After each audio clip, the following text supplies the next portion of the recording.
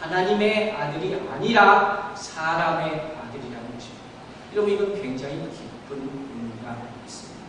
이것에 대해서 굉장히 많은 생각들을 할 수가 있는데, 본문 그대로 우리가 보니까 이들이 바랐던 메시아라는 것은 다윗의 자손, 그 의미에만 국한되어 있을 수 있다는 것입니다. 그래서 예수님께서 친히 시편 110편을 이용하면서 통렬한 질문을 하시는데, 그 내용이 바로 이거예요. 그렇다면 어떻게 다윗이 그리스도를 주라고 이야기할 수 있겠느냐 하는 것입니다. 그런 얘기가 되십니다. 이 얘기는 무엇이냐? 다윗의 후손 가운데 왕위를 이어받고 영원히 왕위를 누릴 사람이 나온다고 했어요. 그런데 이 다윗이, 이것은 마치 뭐라고 하냐면, 메시아가 다윗의 후손이고 다윗의 아들이라면 이건 자기가 아들을 자기가 스스로 주라고 칭하는 것과 마찬가지예요. 그렇지 않습니까? 아버지가 아들한테 어떻게 주님을 얘기할 수가 있어요? 이건 앞뒤가 안 맞는 얘기예요. 더더군다나 유대인들의 전통에 따르면 굉장히 아버지의 권위가 엄청났던 사회가 유대 사회 아닙니까?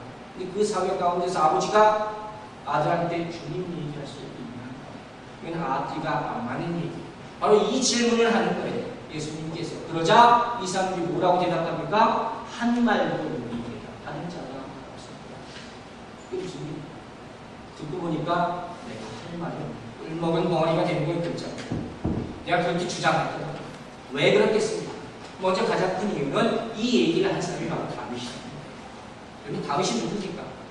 이스라엘 백성들이 정말로 추구하는 사람이 아브라함, 모세, 다윗. 그런데 이 순간에 자기들이 아무리 바리새인이라 할지라도 다윗이 틀렸다 얘기할 수 있겠습니까? 그럴 수 없는 거예요. 이건 잘못하면 자기 목이 나는 거죠. 또 그렇다고 해서 자기 잘못을 시인하는 거예요. 그것도 자존심 상해서 못해서. 그래서 결국 대답한다는 것이 나도 모르겠다 이런 거예요. 대답할 수 없기 때문에. 자, 그렇다면 그들은 그렇다고 생각해요. 유대인들은 자기 그 고집 때문에 메시아를 받아들이지 못하는 거예요. 그러면 우리는 어떻게 이것을 해석을 해요? 분명히 그리스도는 다윗의 후손이라고 했습니다. 그러나 동시에 또 하나님의 아들이라고 했습니다. 그들은 믿지 않지만 우리는 이것을 어떻게 해석하고 어떻게 설명할 수 있어요? 바로 그것은 간단해요. 우리가 알고 있는 예수 그리스도의 속성이라고 합니다. 예수 그리스도는 어떤 속성을 갖고 있다 했습니까?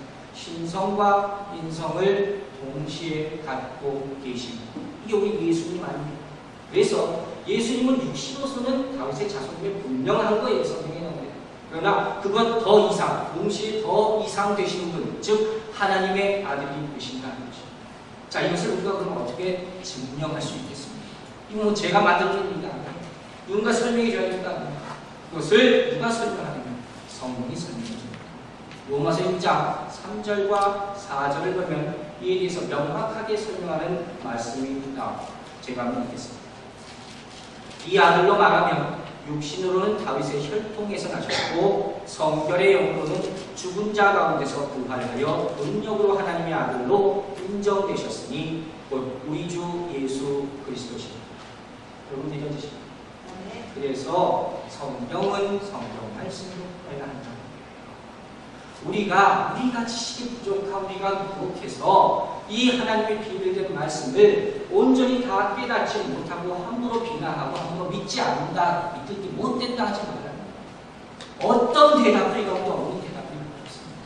오늘 이와 같이 유대인들조차 깨닫지 못하면 예수 그리스도의 비밀된 그런 성들에 관한 내용이 성경에 분명히 나타나 있다는 것입니다.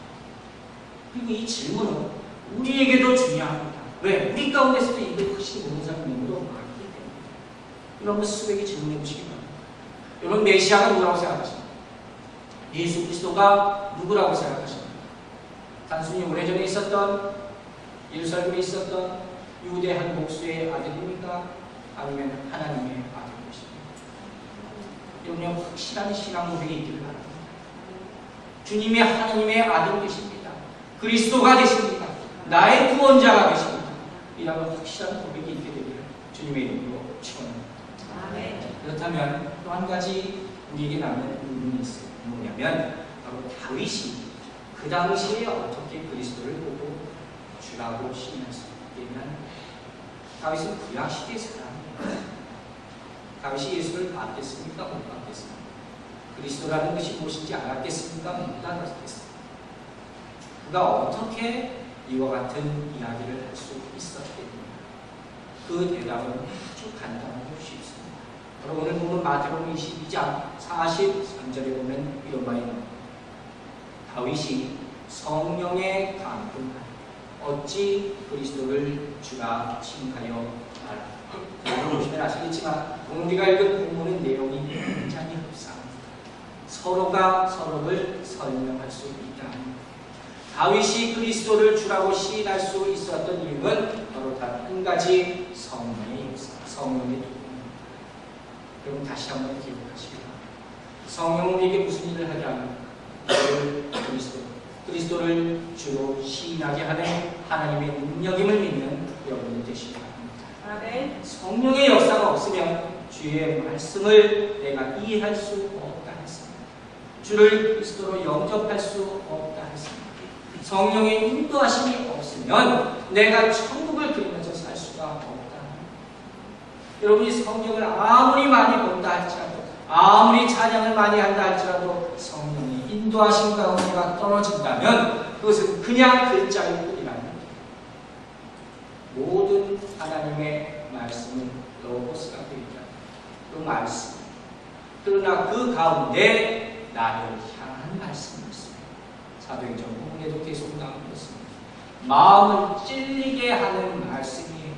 이 말씀이야말로 나에게 주시는 하나님의 말씀입니다.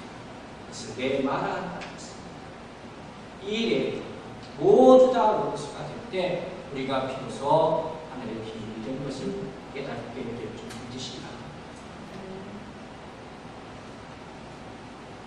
여러분, 이 성령의 능력을 오늘 본문은 다른 각도에서 이제 설명하기 시작합니다.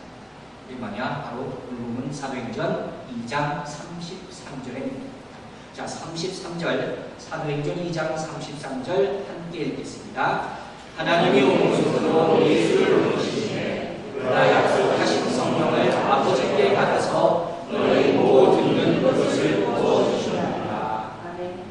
우리가 바와 같이 하나님께서는 그 독생자 예수를 이 땅에 보내주셨습니다. 예수님께서 인간의 몸을 입고 이 땅에 오셔서 3년 동안 공생의 사역을 하셨고 예수 하나님 아버지의 명령에 순종하여 십자가를 선택적으로 지시고 그 위에서 피 흘리시고 온 인류의 죄를 지고 죽으셨습니다. 죽은 지 사흘 만에 부활하셔서 하늘에 오르셨습니다. 그러나 그것으로 예수님의 사역은 다 끝난 것이 아니었어요. 그 후에 주님께서는 약속하신 성령을 우리에게 부어주셨습니다. 여러분 생각해 보십시오. 이 얼마나 감사합니다. 이 성령으로 말미암아 우리는 예수님을 믿게 되는 것입니다. 성령이 없었으면 우리가 이와 같이 있을 수 없다 하는 것입니다. 주님의 우리를 사랑하시는 마음은 그 처음 이 땅에 오심부터 시작해서 십자가의 죽으심까지 계속되었습니다. 그리고 죽으심을 넘어서서 이제 하늘에 오르셔서도 우리를 향한 그 사랑을 계속해서 보여주시고 있는 것입니다. 이게 주님이 우리를 향한 사랑입니다. 다 끝난 것 같지만 끝난 것이 없는 사랑. 이게 주님의 사랑입니다. 성령을 통한 사랑입니다. 그런데 오늘 보면 이 사도행전 2장 33절을 보면 또 하나 굉장히 중요한 단어들을 발견할 수가 있습니다. 무슨 뭐냐? 여러분이 아마 들어보긴 많이 들어봤을 말인데 삼위일체라. 물론 오늘 본문 가운데 삼위일체란 말은 등장하지 않습니다. 그러나 오늘 짧은 33절 한 절만 봐도 그 가운데 우리 기독교인들에게 너무도 중요한 세 가지 단어가 발견되는 것을 볼 수 있습니다. 이게 무엇이겠습니까? 하나님, 예수님, 성령. 세 개 알고 다 하는 거예요. 국민학생 같은 질문을 또 합니다. 바로 제가 또 할 거예요. 우리 전교인이 다 바로 대답할 수 있을 거예요. 자, 하나님은 무슨 일을 하신다 했습니다. 한마디로 말하면 하나님은 어떤 분이십니까? 세상에. 하나님은 어떤 분이십니까? 창조주시잖아요. 복잡하게 생각하지 말라.